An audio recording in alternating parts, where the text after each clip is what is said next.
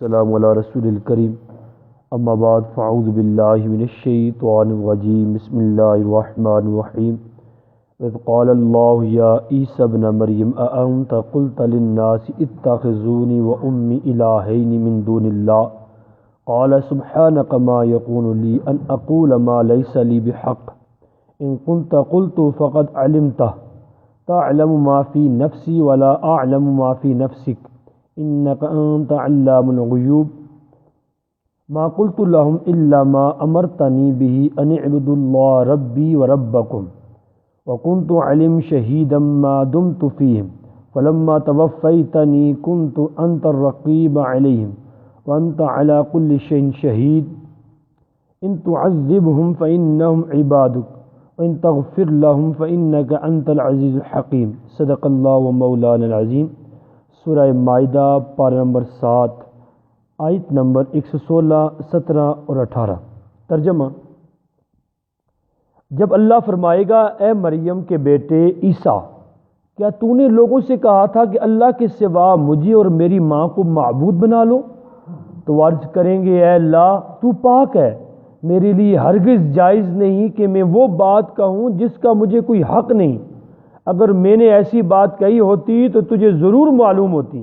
تو جانتا ہے جو میرے دل میں ہے اور میں نہیں جانتا جو تیرے علم میں ہے، بے شک تو ہی سب غیبوں کا خوب جاننے والا ہے۔ یہ آیت کریمہ اس کا شان نزول یہ ہے کہ یہ جو الفاظ ہیں اذ قال اللہ، جب اللہ فرمائے گا، یہ بھی قیامت کے واقعے کا بیان ہے۔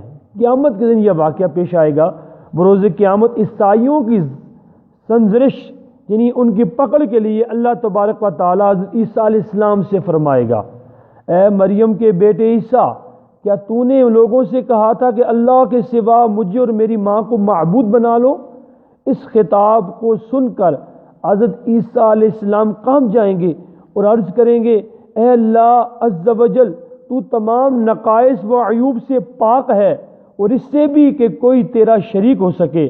میرے لیے ہرگز جائز نہیں کہ میں وہ بات کہوں جس کا مجھے کوئی حق نہیں، یعنی جب کوئی شریک تیرا شریک نہیں ہو سکتا تو یہ لوگوں سے کیسے کہہ سکتا تھا؟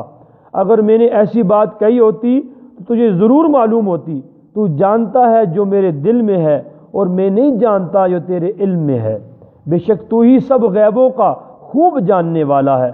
یا علم کو اللہ تعالیٰ کی طرف نسبت کرنا، معاملہ اس کے سپرد کرنا اور عظمت الہی کے سامنے اپنی عاجزی کا اظہار کرنا، یہ حضرت عیسیٰ علیہ السلام کی شان ادب ہے۔ اگلی آیت میں ارشاد فرمایا، تو یہ جو اللہ تبارک و تعالیٰ نے عیسیٰ علیہ السلام سے پوچھا، قیامت دن پوچھے گا تو یہ عیسائیوں کی سنجرش کے لیے کیا جائے گا، انہیں پکڑ کے لیے کیا جائے گا۔ عیسیٰ علیہ السلام نے تمہیں کہا ہی نہیں تھا، وہ تو ایک وحدہ لا شریک کی عبادت کرنے کا کہہ رہے تھے، تم نے پھر عیسیٰ کو بھی خدا بنا لیا، عیسیٰ کی ماں کو بھی خدا بنا لیا۔ یہ تمہیں عیسیٰ علیہ السلام نے تو کہا ہی نہیں ہے، تو پھر تم نے یہ معبودان باطلہ یعنی اللہ کے سوا اوروں کو خدا کیوں بنایا ہے؟ ان کو ڈانٹنے کے لیے، ان کو سزا دینے کے لیے، ان کا پر حجت کو قائم کرنے کے لیے یہ کلام کیا جائے گا، کیونکہ اللہ کے سوا کوئی عبادت کے مستحق نہیں ہے۔ اگلی آیت میں ارشاد فرمایا کہ میں نے ان سے وہی کہا تھا جس کا تو نے مجھے حکم دیا تھا، اللہ کی عبادت کرو جو میرا بھی رب ہے اور تمہارا بھی رب ہے، اور میں ان پر مطلع رہا جب تک ان میں رہا، پھر جب تو نے مجھے اٹھا لیا تو ہی ان پر نگاہ رکھتا تھا اور تو ہر گوشے پر گواہ ہے۔ یہاں اس آیت کریمہ میں بھی عیسیٰ علیہ السلام پہلے سے عرض کر رہے ہیں یا اللہ تو سب جانتا ہے، پھر عرض کریں گے کہ میں نے تو ان سے وہی کہا تھا جس کا تو نے مجھے حکم دیا تھا کہ اللہ کی عبادت کرو جو میرا اور تمہارا رب ہے، اور ان پر مطلع رہا جب تک میں ان میں رہا، جب تو نے مجھے اٹھا لیا تو ہی ان پر نگاہ رکھتا تھا، تو ہر شے پر گواہ ہے۔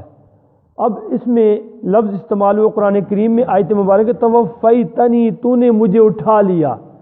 اس لفظ سے قادیانی جو ہے بہت غلط استدلال کرتے ہیں، بدبخت ہیں، مرتد ہیں قادیانی، اور وہ بہت غلط استدلال کرتے ہیں، اور وہ استدلال کیا کرتے ہیں؟ عیسیٰ علیہ السلام کی وفات پر استدلال کرتے ہیں۔ عیسیٰ علیہ السلام وفات پا چکے ہیں، حالانکہ اہل سنت کا عقیدہ یہ ہے، قرآن کریم یہ بیان کرتا ہے، حدیث مبارکہ میں یہ ہے، عیسیٰ علیہ السلام کو زندہ آسمانوں پہ اٹھا لیا گیا۔ اور قادیانی اس توفی تنی سے استدلال کرتے ہیں۔ توفی تنی کی مطلب یہ موت کے معنی ہے، اس لیے آپ کو وفات دے دی گئی ہے، تو اس سے استدلال کرنا غلط ہے، کیونکہ اول تو لفظ توفا موت کے لیے خاص نہیں ہے، بلکہ کسی شے کے پورے طور پر لینے کو توفا کہتے ہیں، اور خواہ وہ بغیر موت کے ہو، جیسا کہ قرآن کریم میں ارشاد ہوا، اللہ یتوفی انفسا حین موتہا واللتی لم تمت فی منامہا۔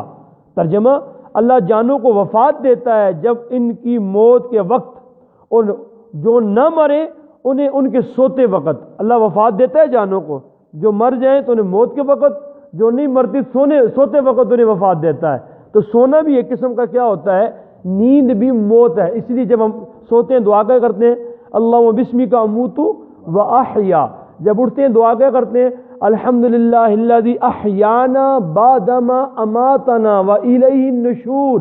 تمام تعریفیں اس رب کے لیے جس نے ہمیں الحمدللہ الذی احیانا زندہ کیا، بعدما اماتنا موت دینے کے بعد زندہ کیا۔ تو یہ نیند بھی کیا ہے؟ موت ہے۔ اس لیے یہ کہنا کہ یہاں پر یہ توفا کا لفظ استعمال ہوا ہے، اس سے عیسیٰ علیہ السلام کے وفات پر استدلال کرنا یہ بالکل غلط ہے، یہ قادیانیوں کا طریقہ ہے، اسلام میں اس کی کوئی گنجائش نہیں۔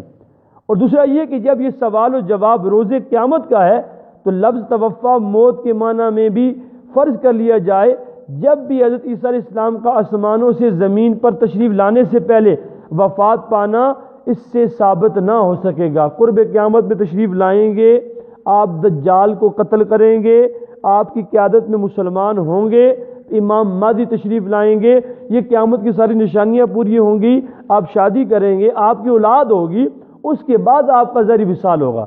ابھی عیسیٰ علیہ السلام کیا ہیں؟ آسمانوں پہ زندہ ہیں۔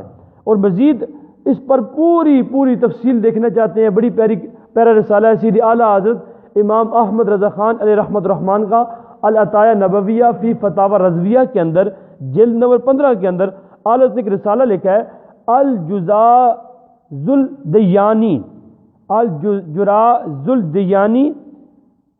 علی مرتد القادیانی، مرتد قادیانی کے رد پر رسالہ اعلیٰ حضرت نے فرمایا، اس پہ پورے دلائل قرآن و حدیث سے دیے کہ عیسیٰ علیہ السلام کے زندہ ہونے پر، اور انہوں نے جو استدلال کیا اس کا رد، اور جتنے عقائد باطلہ ہیں قادیانیوں کے سب کا رد جو ہے اعلیٰ حضرت نے اس رسالے میں کیا ہے۔